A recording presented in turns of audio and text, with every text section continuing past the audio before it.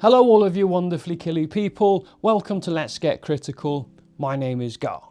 In this video I'll be showing you how we painted the Tomb World Killzone that came in the Kill Team Tomb World box set. These critically quick painting guides have been designed to show you the colours we chose and the techniques we used when we painted our models for the battle reports on our channel. If you'd like to see how we achieved this look for our Killzone Tomb World, then please sit back, relax, and let's get painting. Here on the table are the 3 pieces that I'll be painting in this video. I used the colour primer spray paints from the Army Painter. I used matte black first, and then I did a quite heavy xenophol spray with angel green.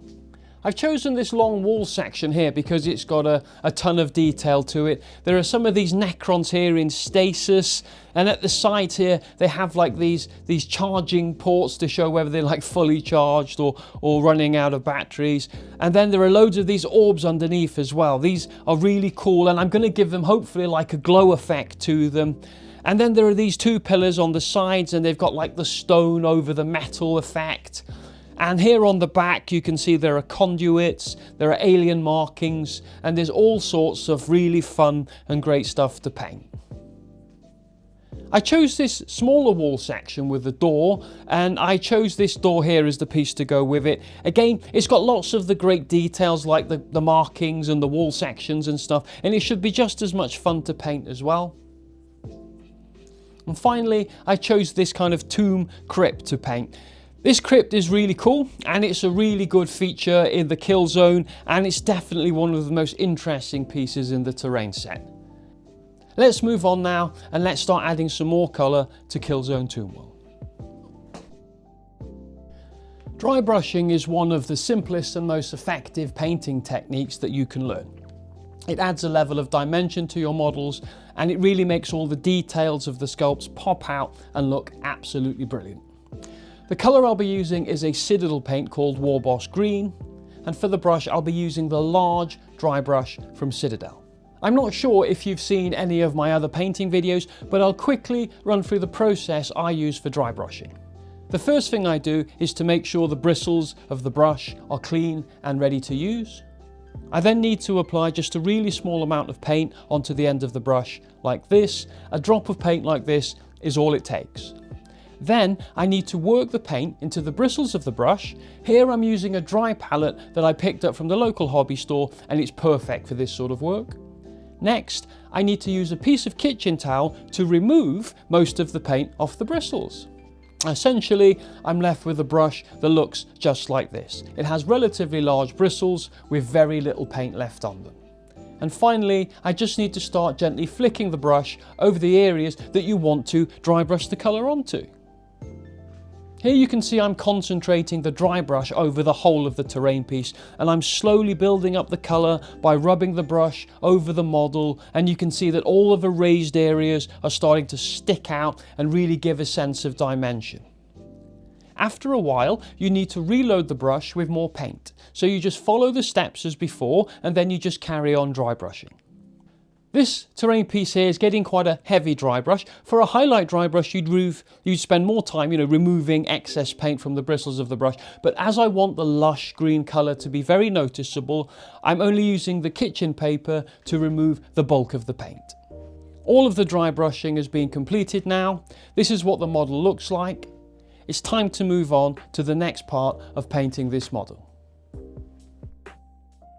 It's time to start base coating some colour down onto this model now, so I've started to use my wet palette. Using a wet palette is a great way to keep your paints at a runny, milk-like consistency, which is always the best thing to do when you're applying paint to a model. Now, I've only just started using a wet palette, and after the first time I used one, I knew straight away I'd keep doing it because it makes the paint so much easier to work with, especially when using smaller brushes. I'll be using 2 brushes to base coat this terrain. I'll be using the Regiment brush from the Army Painter for most of the work, and then the Character brush from the Army Painter to do some of the finer bits. The colour I'll be using next is a Citadel base paint called Runelord Brass. I always like to start by adding the metallic colours first, and Runelord Brass is a nice bright metallic paint that I think will look brilliant on this model. On the long wall section here, I started by painting all of these Necrons that are in stasis. I made sure that the paint was nice and fluid with a milk-like consistency, and I just took my time, and I was being very careful, as careful as I could, and I persevered and I got finished in the end. I then moved on to these alien markings on the walls of the terrain. I had to be very careful not to get the paint onto the green parts, and I just used the tip of the brush to slowly build up the colour in there. Then I painted these conduits running down the walls, and then I painted these tiny scarabs that are seen crawling all over the terrain pieces. I did the same on both of the other terrain pieces, and then when they were dry, I went over them again just to make sure they'd all had 2 thin coats of paint. The next colour is a Citadel paint called Zandri Dust. Now I'm going to be using this colour to base coat the stone that covers the pillars and some of the sections of the wall. Here you can see when I paint the pillars that I'm being quite quick with this, and I'm not too concerned about them being that neat and that tidy, and the reason is I'll be dry brushing over this with another colour later in the video, so 1 good coat is all that it needs. When painting on the walls here on the smaller wall section, now I'm being just as quick. There's a lot of terrain to paint, and then this is going to take a couple of hours. It only needs 1 thick coat, and then it'll be ready to dry brush. The whole base section of this crypt is going to get 1 thick coat of the Zandri. I'm super happy now with how this looks so far, and we've only just begun painting. After 1 quick coat of Zandri Dust was dry, here's what the model looks like now. It's time to move on and do some shading.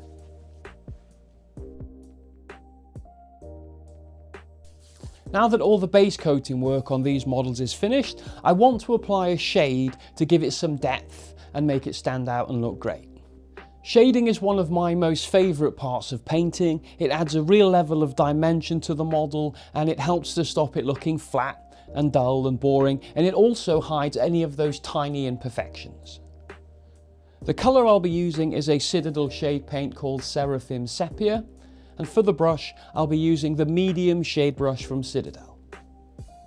When shading, there are a few steps I go through to make sure I've done the job right.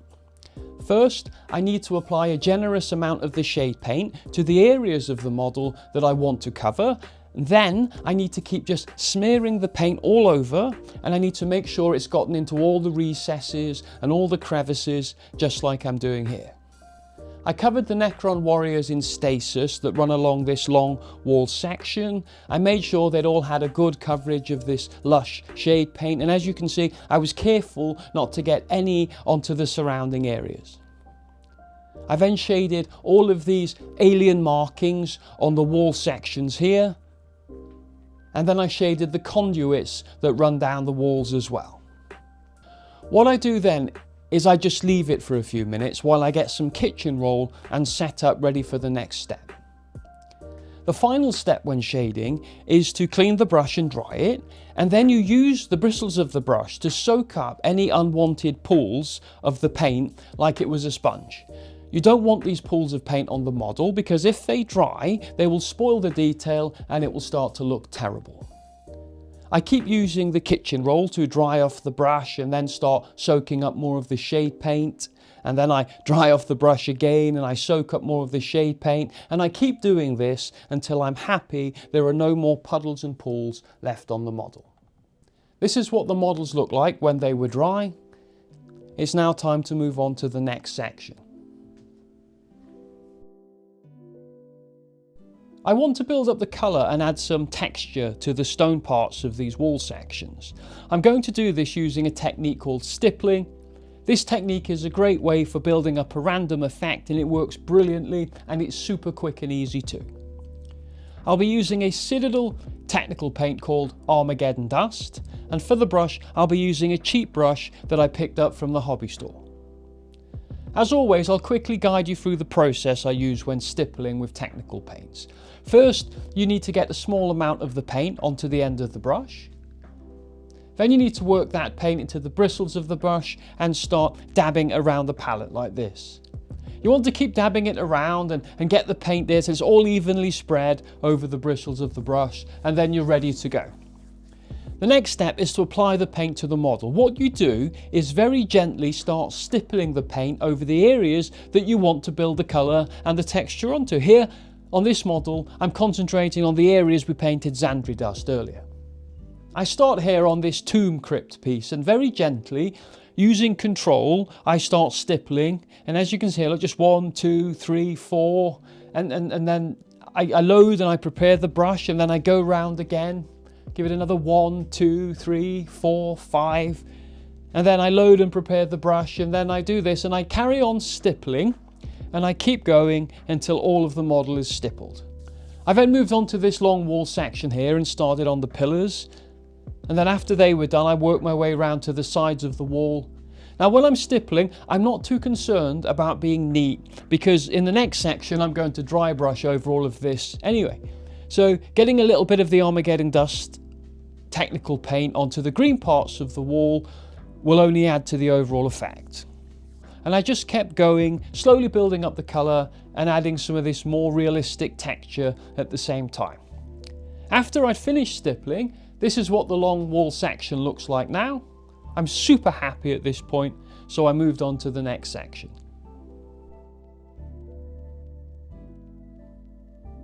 I now want to dry brush over the areas we stippled in the last section.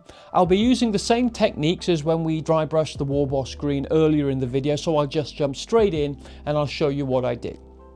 The colour I'll be using is a Citadel dry paint called Terminatus Stone, and I'll be using 2 brushes. The first is the medium dry brush from Citadel, and the second brush is the small dry brush from Citadel. These dry paints from Citadel have been especially designed for dry brushing, and they're not like standard paints. They have a soft but firm texture to them and are absolutely brilliant to use with a dry brush. I love using them, I use them all the time.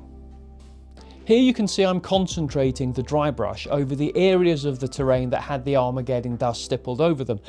This technical paint has left a really gritty and hard textured surface, which is just perfect for dry brushing over.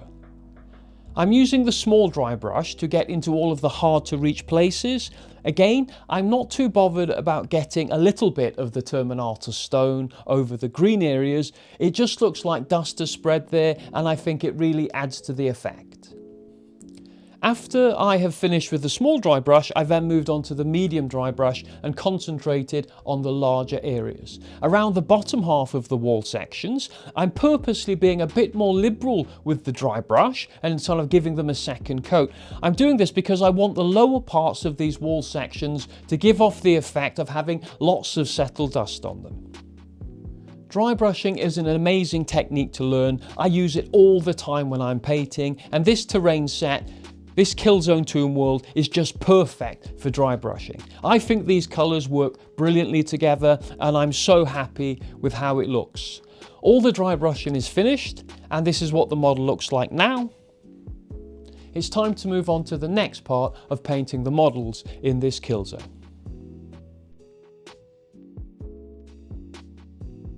In this next step, I want to add some lighting effects using a sponge. Sponging is a great way to add a gradient effect to your models, and it works brilliantly when painting light sources. These sponges here were bought from a local store. They're makeup sponges and they only cost a couple of pounds. They're super cheap and they last for ages. The colour I'll be using first is a colour called Moot Green from Citadel. I'll quickly guide you through the steps I take when sponge painting my models. First, I soak the sponge in water and I let it fully expand. And then I squeeze out all of the excess water and then use a rag just to dry it off. I then use the pointed end of the sponge to add a small drop of paint. And then I use the palette to work that paint into the tip of the sponge, just dabbing it around. And then I start to apply it to the model. On this long wall section, I'm starting with these pillars here. Now I'm pushing the sponge quite deep into the centre of these areas here. And after I've done that, and I've gone around all of them, I then just dab off some of the excess on the palette, and then I very gently just go around the areas to add like a very subtle gradient effect. And obviously I did this for all of the pillars. I then moved down to these orbs that run underneath the nectrons, which are in status.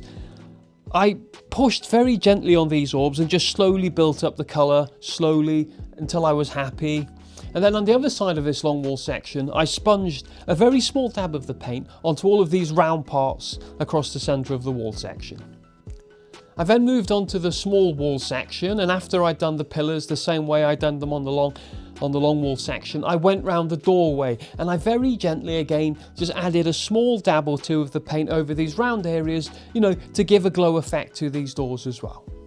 Finally, I went over the tomb of the crypt, and all of these small circular sections here were given a couple of dabs with the sponge. I was doing just, you know, just to bring out the lighting effect and make this very, very focal terrain piece look outstanding. The colour I'll be using next is a Citadel paint called Flash Gitz Yellow. I'm using the Flash Gitz Yellow to add to the lighting effect. It's another lush, bright colour that works brilliantly with the Moot Green. First, I rinsed the sponge to get all of the Moot Green off, and then again I dried it with my rag. Now I used the same steps as before, but when adding the Flash Gitz Yellow, I was super gentle and only used it to highlight the centre of the areas that we sponged just earlier. Here on the pillars, I added a very gentle dab in the centre to add the glow effect and really make them start to pop. I then added a tiny bit to the orbs underneath the slumbering Necron warriors, and then another tiny bit over the doorway to finish off the effect there. I then went round the tomb crypt to finish everything off lovely, and I'm so super happy at this point. All the hard work and patience has paid off and everything has come together really, really well. Now this is what the terrain looks like after everything's finished. I'm calling it quits here. I'm super happy. This is the long wall section.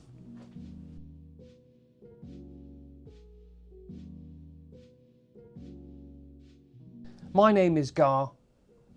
Thanks for watching Let's Get Critical. Bye bye.